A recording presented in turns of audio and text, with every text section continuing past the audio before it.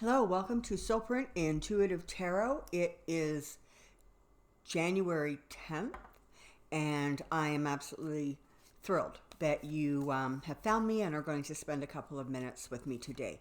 So, what a week it has been. It has been, stressful. It has been, I guess, to some degree insightful in terms of the inner workings of the Trump administration's minds and behaviors and how they're going to act and react to things.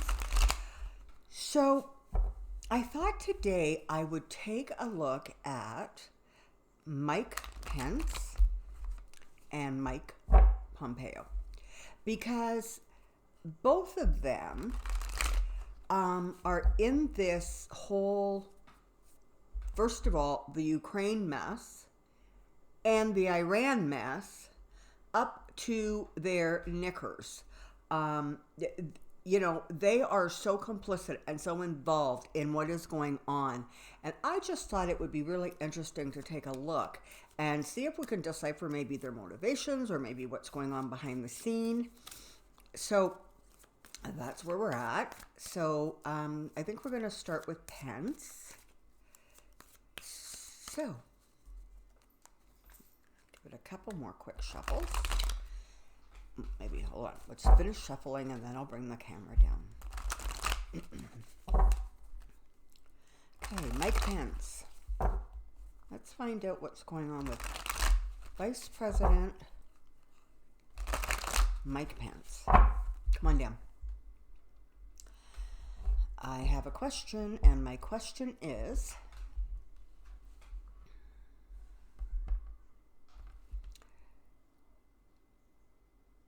Mike Pence motivations. Mike Pence motivations. Mike Pence motivations.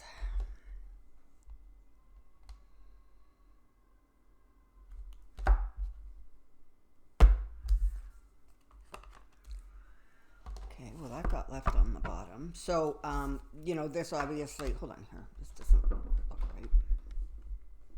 Okay. This obviously is just talking about him carrying a very, very heavy burden, and I'm quite sure he is, having to deal with Trump all the time. But make no mistake, he is absolutely not innocent in this, and he is not a victim, and he is not a innocent bystander. He also, in some ways, even I think more than Trump, sees the writing on the wall. He recognizes that this thing is going to go down in flames. Now, there's that part of his mind that is very logical and sort of very political and says, you know what, this isn't going well. Statistically, the numbers are not in Trump's favor. There's been a lot of stuff politically that really hasn't been done right. There is a lot of behaviors that are becoming more and more unacceptable.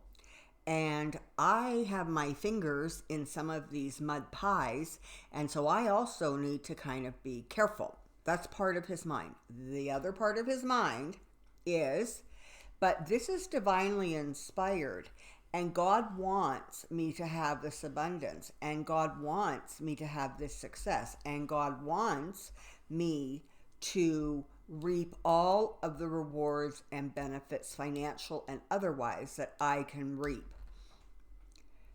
I'm playing my part in fulfilling the Trump dynasty, if you will, the promise of Trump and what it was supposed to bring to that evangelical element of the party. So he really, really is sort of two minds, right? I mean, on the one hand, he knows that this isn't going so well. And on the other hand, he just simply believes that this is destined. And he is also chosen. And that, that honestly is like his burden to carry, right? Somewhere in the back of his mind, I think he really would like to see Trump perhaps not do so well, maybe in the upcoming hearing, but he's mindful enough to know that his role is really a supporting role. And so even though some part of him wants to become president number 46, even if it's for a short period of time, there is a part of him that understands that outside of that evangelical base, there is nobody that he can garner support from. So again, he wants it, but he knows it's not really likely to happen. So there's this sort of almost like push and pull continually going on with him in his head. He doesn't like being put in a position of having to defend Trump or frankly defend himself. But more and more often he finds himself in that position. And he's not liking it. It's not comfortable for him. But he also does nothing to move away from the situation because, of course, he has his own fingers in some pies that probably a lot of people would not be thrilled to discover he has those fingers in those pies. So, everything is murky and muddy here, right? It's like there are no noble or clear-cut agendas. Everything is, what can I take? Who am I losing? How do I have to maintain that? It's all very, very dark, frankly, and convoluted. It's like there's not really... It's as if they're just spinning in some crazy little vortex, and they just... In many ways, as soon as the reality gets too uncomfortable, they just revert back into the bubble that says, no, you're going to be fine. And, in Pence's case, he believes that that's reassurance comes from God and the evangelicals who, want this rapture to come about. And if that doesn't work, he sort of reverts to hanging out with the people who think that Trump is amazing and there are no obstacles. And so it's this continual kind of crazy push and pull that goes on in his mind. He feels as if he has been lining things up to his advantage. Now, the question is that his advantage or like financial advantage, asset advantage, or is it actually lining himself up in a way to make himself, more attractive to, the average person should something happen to Trump and should somehow, he get that title of president and, then how can he hold on to it? So, sometimes it's really, honestly, looking at this, it's not surprising that sometimes he has kind of that stunned, blank look on his face, because I actually think that on a day-to-day basis, he's sort of like a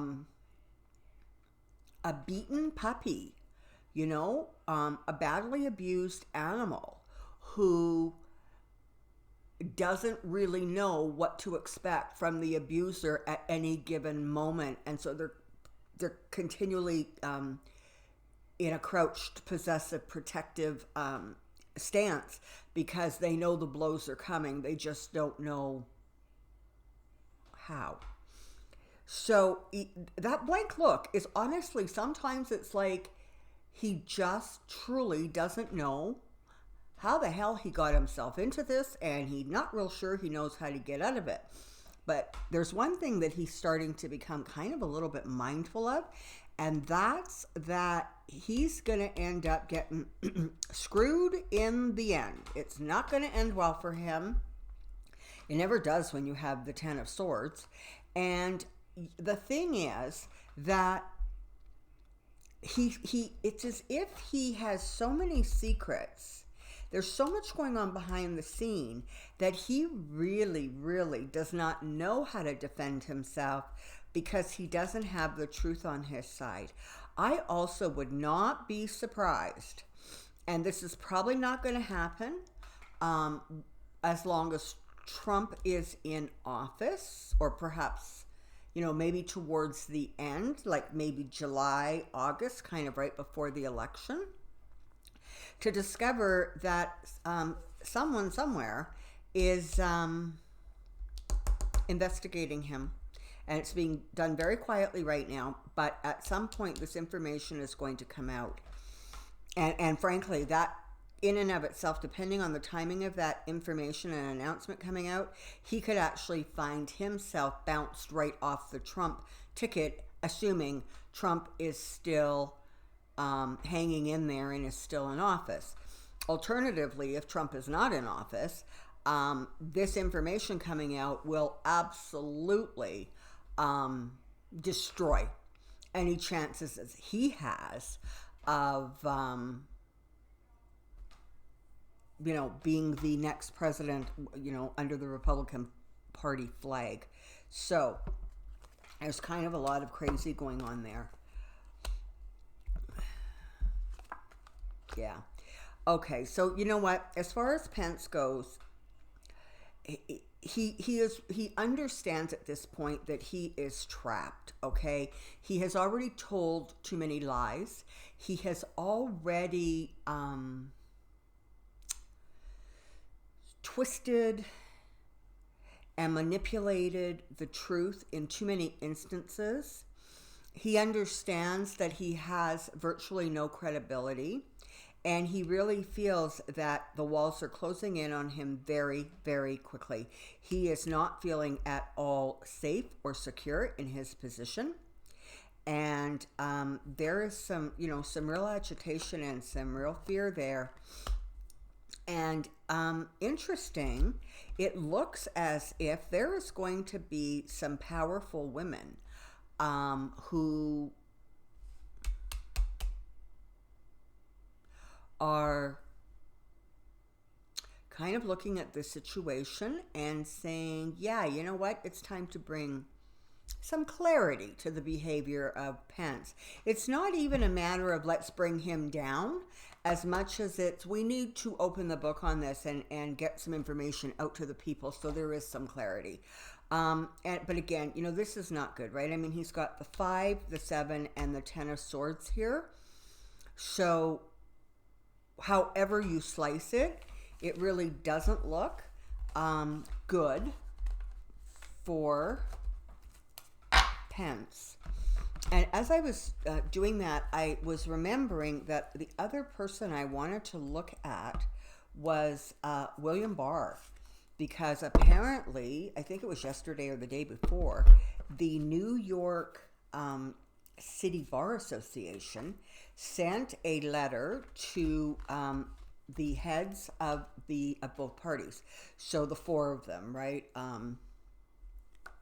Kevin McCarthy and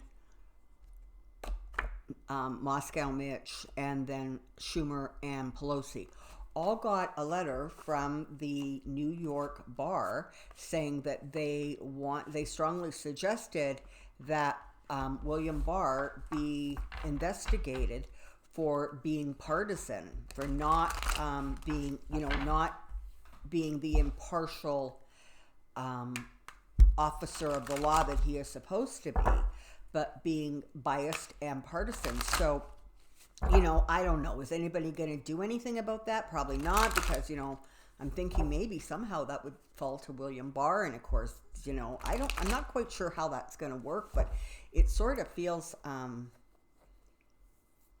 don't know, but I do know, and I've said this before, that William Barr, in fact, let's look at him since I've been talking while I'm shuffling the cards, and then we'll get to Pompeo after this. So I'm going to zip along fairly quickly. I do know that there is a really, really good chance of William Barr being disbarred. So let's take a look at that. Current William Barr, current William Barr, current William Barr.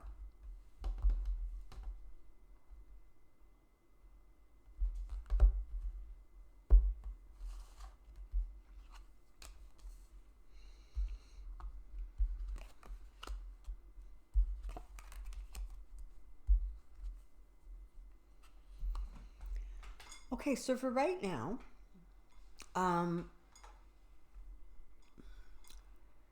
when he was made the Attorney General of the United States, he really, really did feel that that was his ultimate victory, because if I'm correct, he would be the only Attorney General in the United States' history, or certainly I'm assuming recent history, who's ever been appointed to that post twice under two different presidents. So for him, he really, really viewed that as a feather in his cap. Now, part of what is going on with Barr is that in some ways he actually has sort of a very expansive view of the presidency and the powers behind the presidency. I mean, he really, just in his own mind, believes that the president really is untouchable. He is almost like an emperor for his term in office. He believes that he should really not be subject to very much scrutiny at all, and more. And he proved this under what Bush, I think he was the Attorney General for, that he really will go to extraordinary lengths to protect the president as a person. He's not so interested in the American people or American justice. He's just interested in kind of being that guy that you can count on to get you out of a boiling mess. And so in some ways, his behavior is very, very predictable, and it is very much in keeping with his own internal beliefs. Now, the fact that his internal beliefs are wrong, are backwards, are not correct, and are not in keeping with the intention of the office and the role he is in some ways is sort of irrelevant from him. He actually doesn't have a huge problem looking away from the law. He really doesn't, because he thinks that the law should be like, kind of flexible. And if something's going on for your guy, you want to protect him. And if something's going on for the other guy, well, you're just all about annihilating them. So he has a really sort of twisted view of things. Now, okay, I'm looking at the Eight of Wands here and the Knight of Wands, and this is telling me that there is going to be news, communications coming to him or about him being made public. Now, of course, this whole release of this letter that the New York City Barr sent about Barr is an indicator of this kind of energy that's going on. And it looks like right now there isn't going to be a lot of movement towards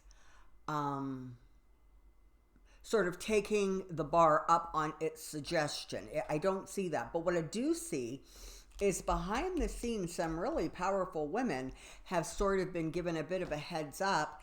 And I would not be surprised if there are some new investigations that we don't know about that are sort of creeping along that are going on with regards to William Barr, in addition to the whole New York City Barr thing. It's very confusing when you're talking about the Barr and the Barr. But anyways, there are secrets that are going to come out. There's stuff that has been hidden, and that is actually going to go into this continual news sort of about what is going on with him. Now, his little reign of terror is going to come to an end. After the election in 2020, he's going to realize that he's out of a job come January, and more importantly, that he no longer has a way to protect himself, because the Republican Party, I mean, that was part of why he was successful, right? He was one of the good old boys, right? I mean, Republicans loved him because he did, he carried water. But the Republican Party is going to be so destroyed for generations, okay? This is not sitting well, the behavior. So that is going to come to an end one way or the other.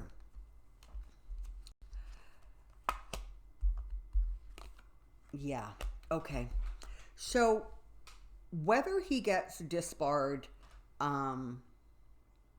between now and, the end of 2020, or whether it happens shortly after the first, of the next year, 2021, there's every indication that it's going to happen. There's going to be reprimands and consequences to his behavior. When that happens, and his sort of wheel of fortune changes, because, of course, this is a karmic debt. These are lessons that he did not learn, given the opportunity to learn. And the fact that ultimately the rule of law, the power of the people, the might of rightness is going to win. And I would not be surprised at that point if there was not some sort of a significant medical episode that put him in kind of a bit of a precarious position. This is, unusual. He has all three of the four queens have showed up here. There are some really powerful people, some really powerful females that are watching him, are monitoring him, are investigating him. There's going to be some more information coming out, and whether it comes out actually literally from women in his life, or it comes out from female authority figures. But he's got a lot of female energy around him, and they're not sitting there in his favor. And sort of the mercenary behavior that he likes to involve himself with is going to get him into trouble, right?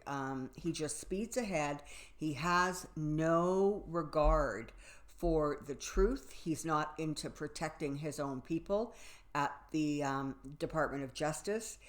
He just rushes where there is no reason to rush. And the judgment is going to rain down on him, and it's going to be plentiful. And he will actually lose face within the Republican Party. So I guess somewhere along the line, he's going to get, he's going to have a bit of an interesting run-in, if you will, with karma. So that's really interesting. Let's move on to Pompeo.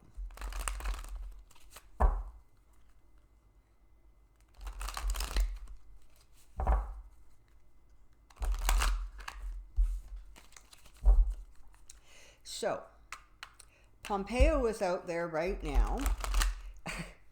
It's interesting, right? Because he goes on a talk show and he says something, and then Trump opens his mouth, and he goes on to the next talk show and he mimics what Trump said, even though that was absolutely not part of the conversation at the previous talk show. So he's just out there spinning his story faster than a tire stuck in snow. And again, he is of the opinion that he is untouchable. So let's take a look and see just exactly how untouchable or touchable Pompeo is, and what's going on with him. Like, what's his motivation? What is his agenda? Okay, so let's just do a bit of a dive on Pompeo. Wow, and that That King of Swords is not moving off of the bottom of the deck, so that's interesting. Okay, so motivation, Mike Pompeo. Motivation, Mike Pompeo. Motivation, Mike Pompeo.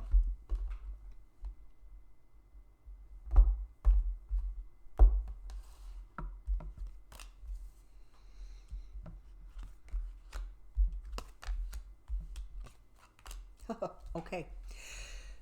So he sees his role in this current situation very much as trying to maintain balance, trying to keep the story straight, trying to keep it at least to some degree credible, which it absolutely is not. So I suppose the only person he is fooling is himself, Trump, and some diehard Republicans. But that's literally right now, that's the state he is in. And he is dealing with a lot of pushback. There is a lot of squabbling and fighting going on behind the scenes. And ultimately, it very much looks as if he is going to be in retreat. So is it possible in the next week or so, as things sort of settle down and frankly, the attention turns back to the impeachment, if it wouldn't surprise me if we see him kind of going a little bit underground and being quiet for a while, and sort of hoping that the whole disaster with Iran will disappear. And it's not looking so much like it's going to disappear, right? Because you have him continuing to carry, a heavy burden. And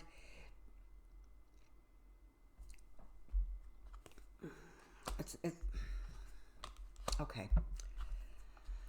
So let's take a little look at Pompeo, shall we? This is a man who is